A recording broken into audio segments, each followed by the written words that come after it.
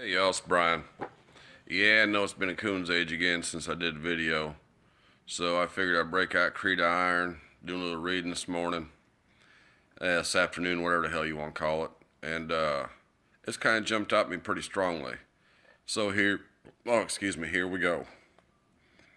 This is pages 100, 101, and a little bit of 103 from obviously Creed of Iron and the Wotanist Warrior. And here we go. The happiest and most productive folk consist of well-integrated whole of the intellectual, spiritual, ethical, and organic activities. To equip ourselves today with the indispensable necessity for the survival, expansion, and advancement of our race and culture, we must first restore the roots and foundations of our indigenous folk mythos, traditions, and nature-based beliefs. This is what shapes the essence of our folk. Secondly, to continue waging bloody war against our own people, as suffered in the past, is nothing short of masochistic suicide in this day and age. Today's Aryan warrior must work incessantly in the effort to recharge the vitalism and natural-driven instinct of our ancestors. The distinguished military general Karl von Clausewitz stated in his writing, and I quote, "A people must never value anything higher than the dignity and freedom of its existence, that it must defend these with the last drop of blood, that it has no duty more sacred and can obey no law that is higher, that the shame of the cowardly submission can never be wiped out, that the poison of submission in the bloodstream of a people will be transmitted to its children, and paralyze and undermine the strength of later generations. That honor can be lost only once. That under most circumstances a people is unconquerable if it fights a spirited struggle for its liberty. That a bloody and honorable fight assures the rebirth of the people, even if freedom were lost, that such a struggle is a seed of life from which a new tree inevitably will blossom." Unquote.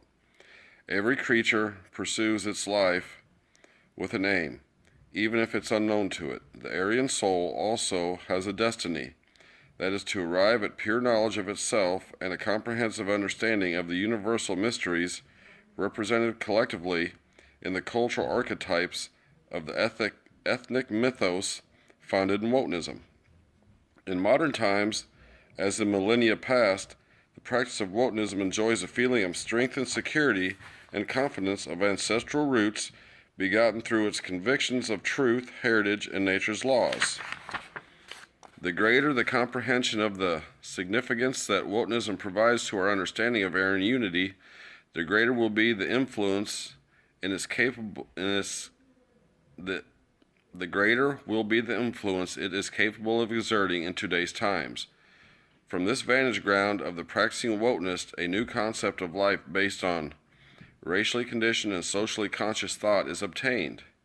Hail ye brave warriors, if you live and conquer for Wotan.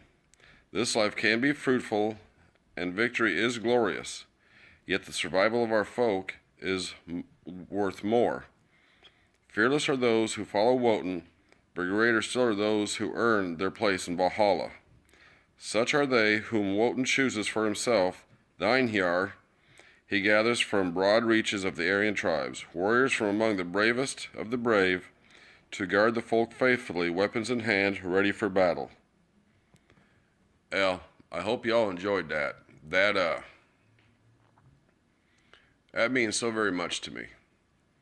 And I'd like to thank Mr. Ron McVan for being, ever persistent and ever mindful of our folk, the path of Wotan, Odin, and Wotanism. You're truly an inspiration. Thank you, sir. Hey, y'all have a great day. May the gods bless you. And it is a beautiful sunny Soonest day here in Independence, Iowa. Hail everybody. Hail the true folk. Hail Wotan.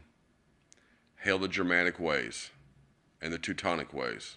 Hail, sir.